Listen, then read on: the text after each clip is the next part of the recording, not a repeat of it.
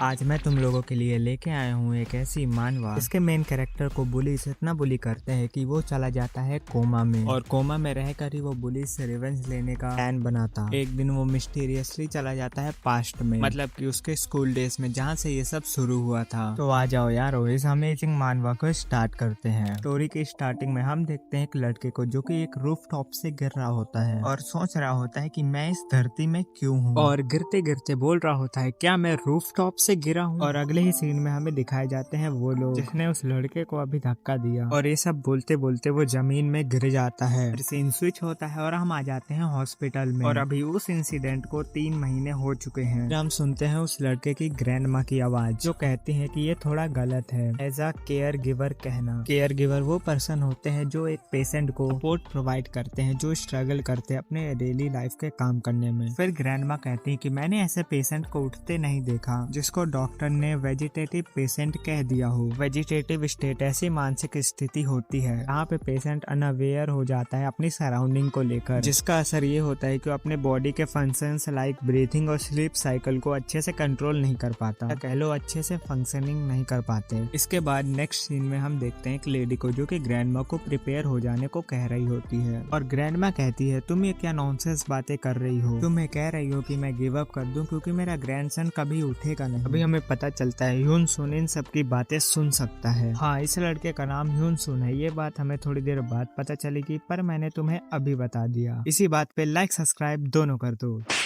हाँ, तो मैं कहाँ था? मैं था यूनसुन पे। इसके बाद यूनसुन अपने मन में सोच रहा होता है कि उस दिन गिरने के बाद क्या मैं एक वेजिटेटिव पेशेंट बन गया। तभी यूनसुन की दादी उसके बगल में आ जाती हैं और कहती हैं कि मेरा यूनसुन तुझे अब उठ जाना चाहिए, क्या तू हमेशा के लिए ऐसे ही रहेगा। और यूनसुन दादी की सारी बातें सुन सकता है और कोई उसे टच करे वो भी फील कर सकता है। और यूनसुन खुद को दिलासा देते हुए कह रहा होता है कि मैं ठीक हो जाऊंगा, मुझे पहले छोटी सी भी बीमारी नहीं हुई। और फिर हमें दिखाया जाता है ह्यून का विजन, मतलब वो सुन तो सकता है और फील भी कर सकता है, पर उसे दिखता कुछ ऐसे ब्लैक ब्लैक है, और इस ब्लैक वर्ल्ड में वो कुछ भी नहीं कर सकता। और दादी ह्यून के पास बैठ के उससे काफी सारे बातें कर रही होती हैं। बातें करते करते ह्यून की दादी रोने लगती हैं और रोते रोते कहने लगती हैं कि तुम उठ जाओ। तभी सीन स्विच होता है और अगले दिन ह्यून से मिलने उसका छोटा भाई आया होता है जो बताता है जो बुली ह्यून को बुली करते थे वो अब ह्यून को भी बुली करने लगे हैं। ह्यून के भाई का नाम है, तो हम ह्यून को ह्यून का भाई बोलेंगे क्योंकि दोनों के नाम काफी ज्यादा सिमिलर हैं। इससे तुम्हें कंफ्यूजन भी नहीं होगा। ह्यून का भाई बोलता है अगर तुम्हारी कंडीशन ऐसे ही रहेगी तो तुम मर जाओगे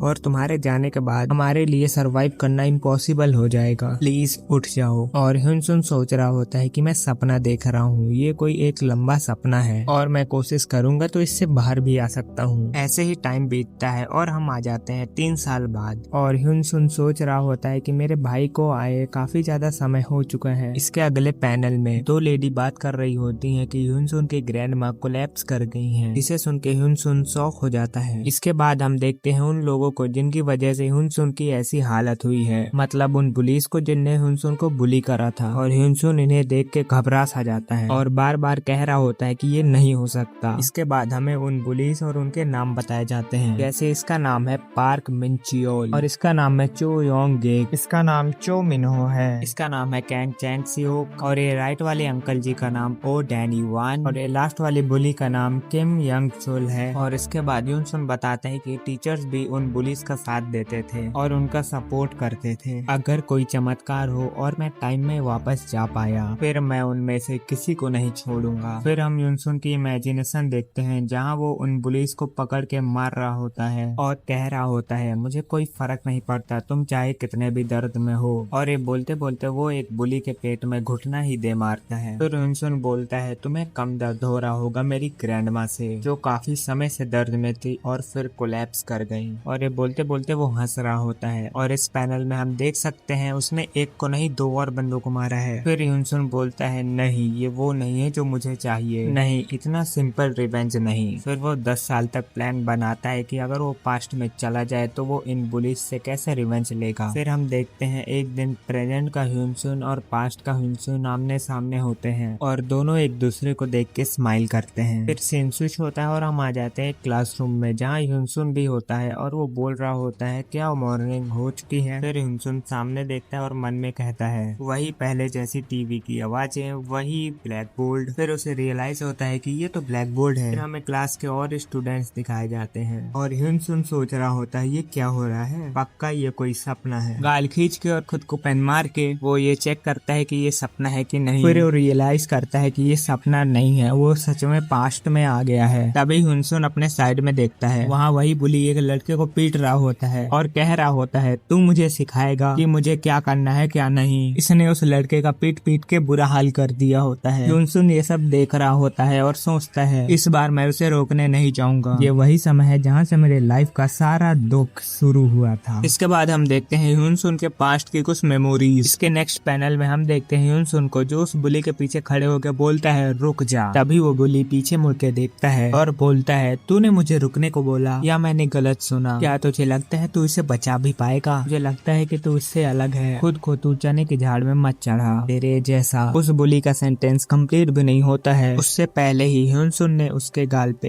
एक मुक्का बजा दिया होता है और सिर्फ एक मुक्के से ही वो खून उगल देता है। इसके बाद हम देखते हैं कि ह्यूनसुन बता रहा होता है कि पास्ट में उसके साथ इस टाइम पे क्या हुआ था। मिनच्योल गेम खेल रहा होता है अपने फोन में, तभी उसकी नजर एक लड़के के ऊपर पड़ती है जो कि क्लास का टॉपर होता है। मिनच्योल उससे पूछता है तेरे टेस्ट और एग्जाम्स में मार्क्स अच्छे आते हैं, इसका मतलब तुझे पॉकेट मनी भी ज्यादा मिलती होगी, तो अब से तेरी पॉकेट मनी मेरी। अगर तूने अपने पैसे मुझे नहीं दिए तो तुझे पता है तेरे साथ क्या होगा। इस बात पे जंगमिन कुछ बोल नहीं पाता है, इसे मिनच्योल की बात माननी पड़ती है और ये कर ही क्या सकता है। ये सब ह्यूनसुन खड़े देख रहा होता है। उसे याद आता है कैसे जंगमिन उसकी पढ़ाई में हेल्प किया करता था। जंगमिन को पिटते देख ह्यूनसुन चला जाता है उसे बचाने। तभी ह्यूनसुन का फ्रेंड उसे रोक देता है और कहता है तुम्हारा वहाँ जाना सही नहीं रहेगा। ह्यूनसुन अपने दोस्त की बात नहीं मानता है और मिनच्योल के पीछे जाके बोलता है रुक जाओ। और उस दिन से ह्यूनसुन की जिंदगी नर्क बन गई। हर दिन मिनच्योल और उसके गैंग ह्यूनसुन को पीटा करते थे। कभी कभी मिनच्योल की गैंग ह्यूनसुन को इतना पीटा करती थी कि वो ठीक से सो भी नहीं पाता था और ह्यूनसुन ने इस सिचुएशन को नाम दिया